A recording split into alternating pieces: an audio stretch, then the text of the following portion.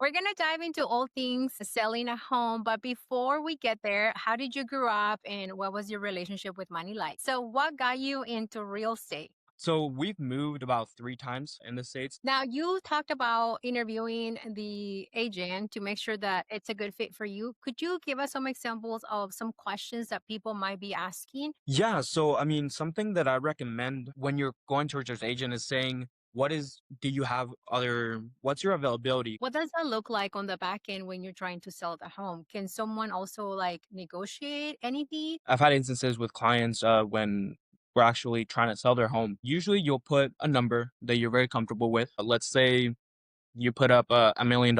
Let's say the house is worth. Okay. Everything in life is negotiable. Everything truly is. And so is the price of the house. Now, that comes with a comparative market analysis to know where you're at. That's why it's very important to actually have a very good one because that's going to tell you the market price, the wholesale price.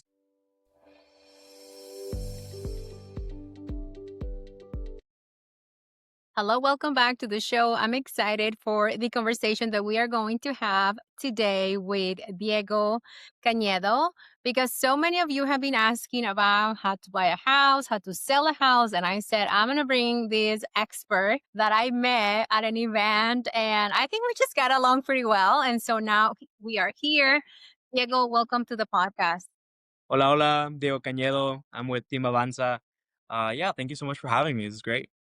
We're going to dive into all things selling a home. But before we get there, I also want to give the audience the opportunity to get to know you. So, could you walk us through like how did you grow up and what was your relationship with money like? Well, I grew up in Mexico for my first 10 years. I look very old, but I'm actually quite young. I grew up in Mexicali. I don't recommend going there. It's a desert. Only good thing over there is just food. That's about it. I've been there for 10 years and then I moved to Washington when I was 10 as well. And I've been here for 11 years now. And then my relationship with money, I mean, I grew up with a very strict Mexican family. My dad is from Cananea, my mom is from Mexicali. So very hard heads when it comes to money in that sense. Yeah, I mean, money's always been part of my life, and, growing up, I mean, I had a little store because I destroyed my sister's phone. I had to repair that for her, so I had to pay for it, and, when I got to the States, out of everyone in my family, I was actually the youngest to work because you can start working here, like, at 15, 16. So that was a very change of culture, very different with money, how people see in relations here in the States compared to in Mexico. So, yeah, money's always been kind of around the whole area in the spectrum. Yeah, thank you for sharing that. So, what got you into real estate? So we've moved about 3 times in the States. So our first move, second, and then third. I really got passionate about the more I grew up, the more I had the sense of like I really wanna I can't work an office job. I feel like I would lose my mind in an office job and I was seeing like I really like helping people, like genuinely just trying to find somebody help their home. For me, a home is just memories. That's really what it is. And I remember my house in Mexicali growing up there, and then I remember our houses that we had here in the States, and I want to help people find that for themselves, you know. And I was very fortunate. I had a few contacts thanks to my mom. She makes friends everywhere, so she made a great friendship with quite a few real estate agents, and they took me in. And I'm very fortunate to have those opportunities. And yeah, they every single day I love it more and more.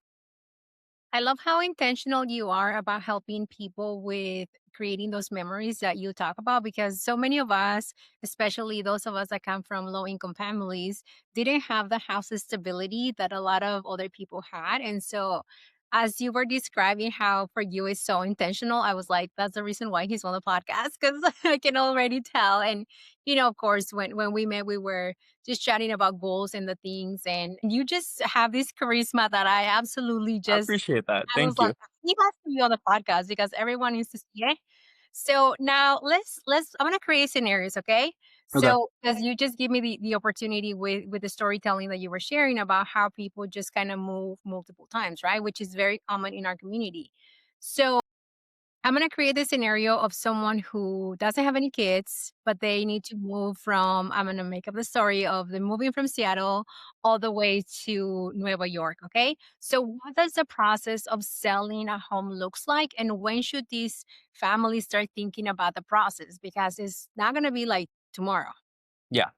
So, I mean, selling a home, to be honest, it's something that it's fairly, in my opinion, it's fairly easy to do. I mean, the first thing that you really have to do is why do you want to move? I mean, that's the first thing. If you're moving for a job, other opportunities is great, but don't sell your house just because you just want to do it or you want to move. You have to make a plan. I mean, usually when you want to sell your home, the first steps is really getting a good agent. Finding a great agent is really, really hard sometimes for some people.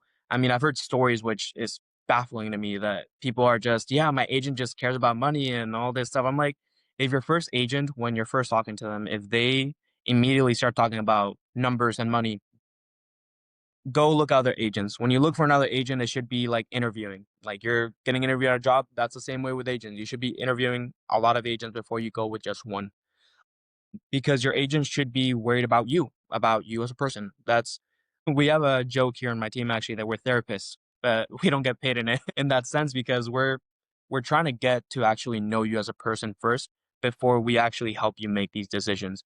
At the end of the day, your agent is going to be somebody that as a guide will give your opinion if you want it. With me personally, I'm very like front forward. I will say I don't do anything. I don't sugarcoat things very well.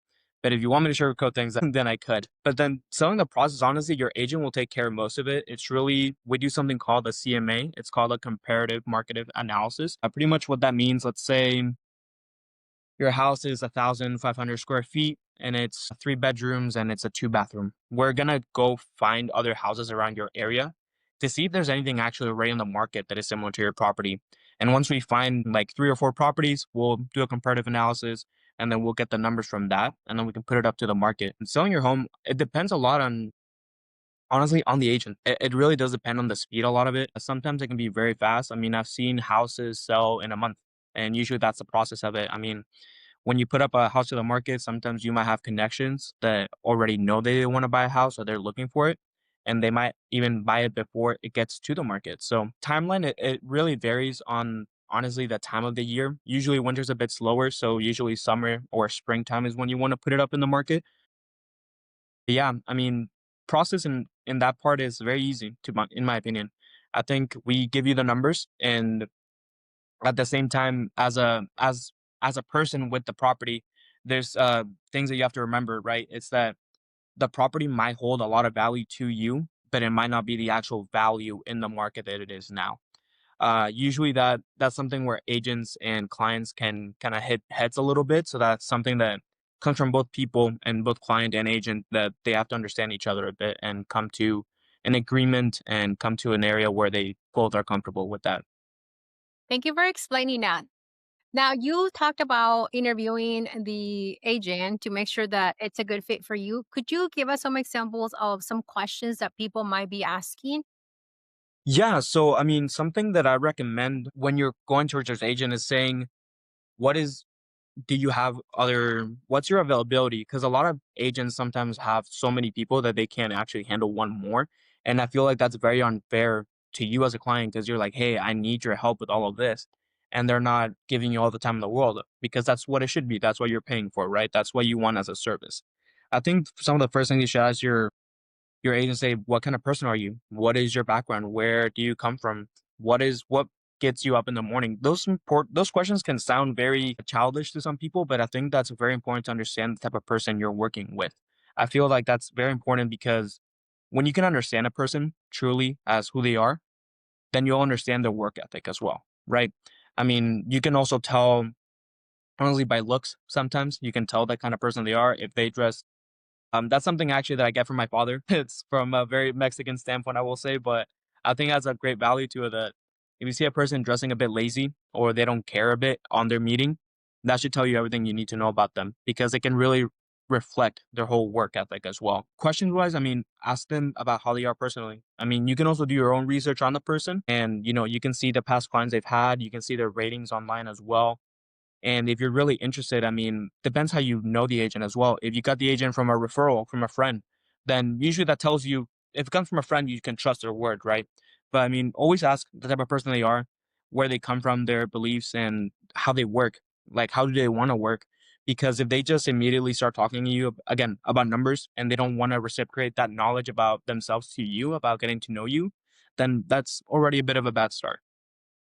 All these questions. I feel like I'm learning so much right now. Yeah. Now, when a lot of us are first time homeowners, and at some point we're also going to be the first ones to sell our house, whether it's because we want to relocate or, we hit the retirement age when we just want to downsize. And as you were talking, I was thinking about how when you buy a house, it's best practices to negotiate the price of the home. What does that look like on the back end when you're trying to sell the home? Can someone also like negotiate anything? Yeah, I mean negotiations. I mean, it depends again on the agents and a lot on the people and how what they think. We actually I've had instances with clients when we're actually trying to sell their home. Usually, you'll put a number that you're very comfortable with. Let's say you put up $1 million. Let's say the house is worth. Okay, everything in life is negotiable. Everything truly is, and so is the price of the house.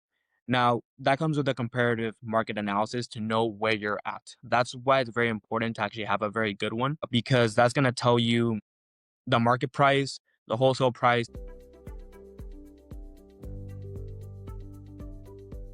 and also can tell you a lot of other things as well.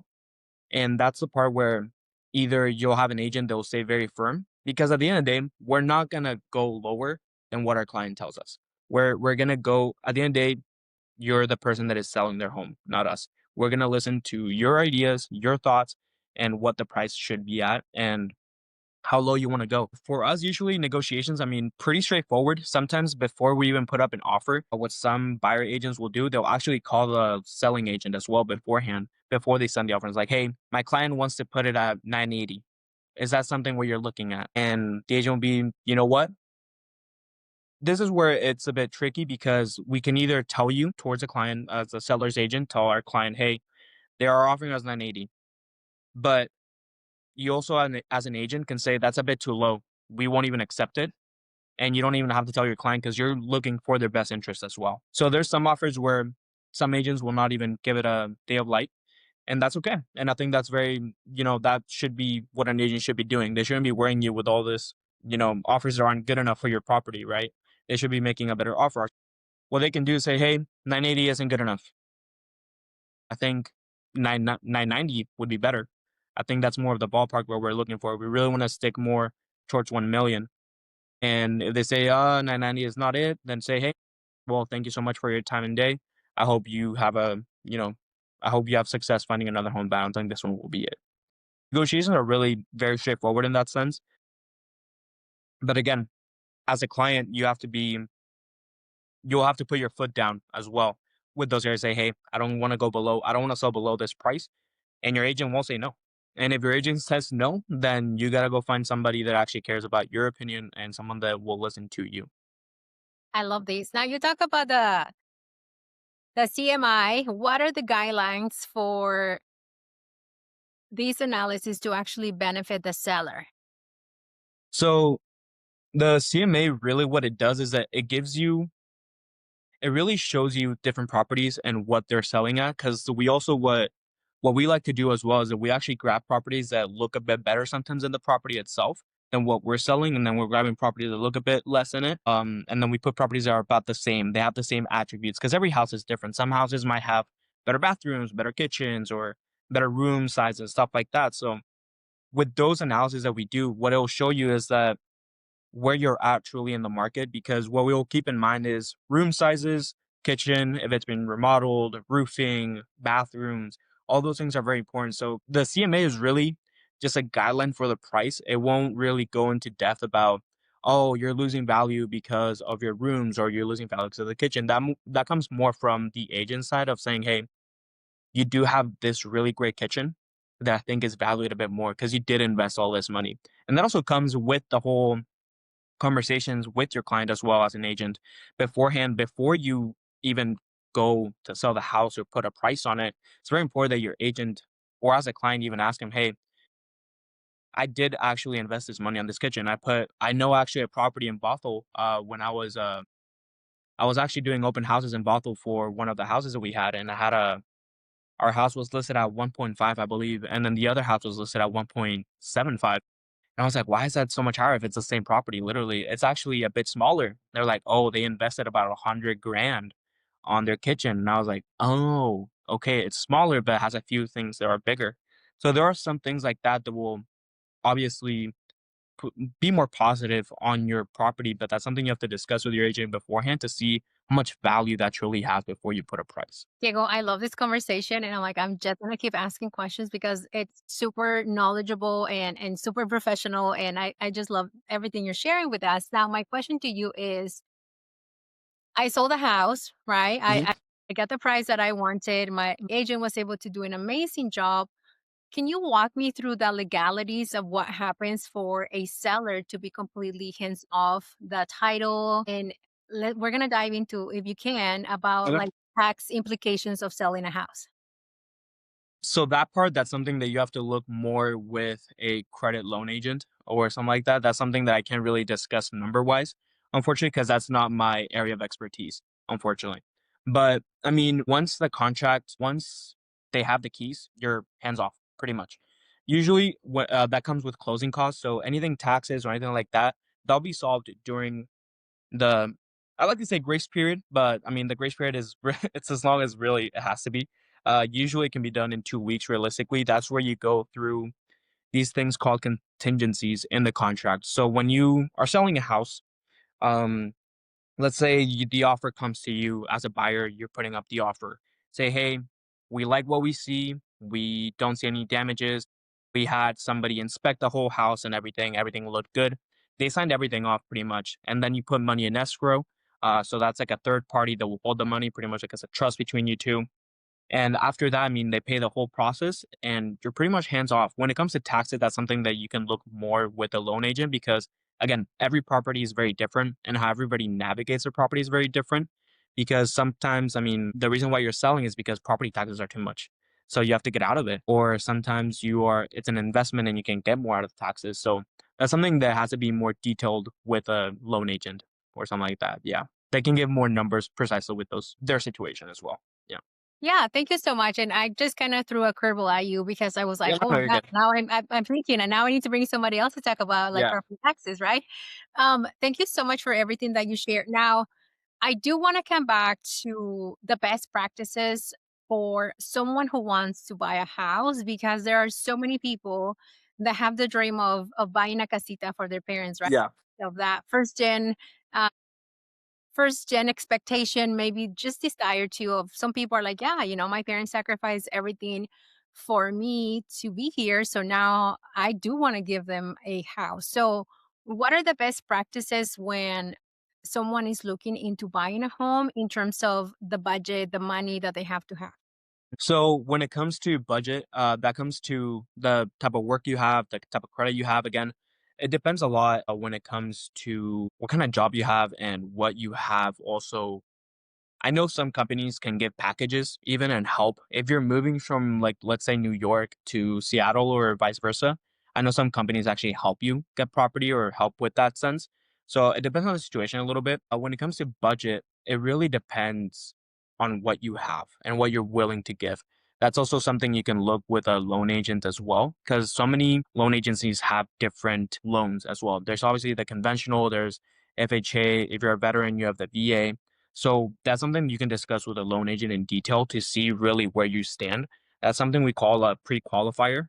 So it's when you get pre-qualified with somebody, and that pretty much a loan agent will stay with you for 2 hours, getting all your information, credit info, and credit history, and also where you work, to see how much you can actually get, and they'll usually be able to give you a number. Usually, when it comes to that part, let's say you have a loan for 1.5.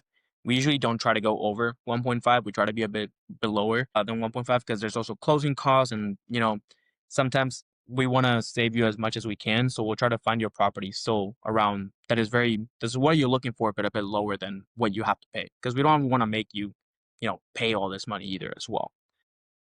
But when it comes to budgeting and the first steps is really getting a good agent, vice versa with a loan agent. It's somebody that will take their time to actually give you those details for a budget. And then when you're looking for properties, I mean, it's very centered around the client. I mean, what you look for is what we're gonna find, pretty much. And also, there's very different types of home buyers as well. I mean, there's some home buyers that it's actually funny because I just read this book about first-time home buyers and like what their process was, and it's very interesting because there's 5 types of home buyers, if I remember correctly. There's the actually, let me see. I think I have it with me. It's okay. There's about 5 types of home buyers. There's one that is cares about what other people say about their house when they're buying a home. Some people really care what their friends will think about the house or what their family will think about the house. If that's you, then you have to tell your agent, hey, I do care a bit about what they think. They might not make the final decision. So you have to understand what kind of client you will be as well a little bit. Because sometimes you'll have people that are a designer. So they'll look for a house that is very messed up, but they see the future of that house. They want to rebuild it. And yeah, I mean, buying the whole process of buying a home is honestly, it's not easy, but it's not hard as well. It really depends on the agent as well. Because actually, my team, we're actually making a class for it because we understand that it's confusing and stressful. So it's something that you can really just understand little by little as you go through.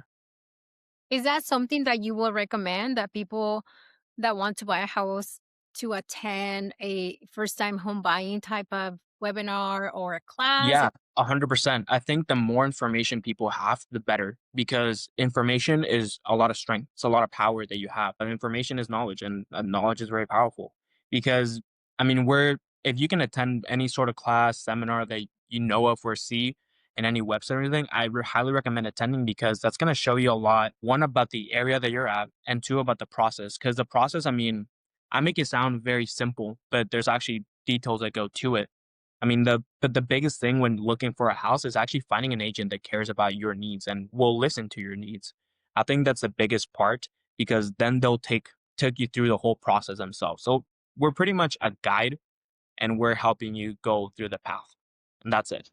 I love this. Also, side note, because I'm like, I got so into the conversation.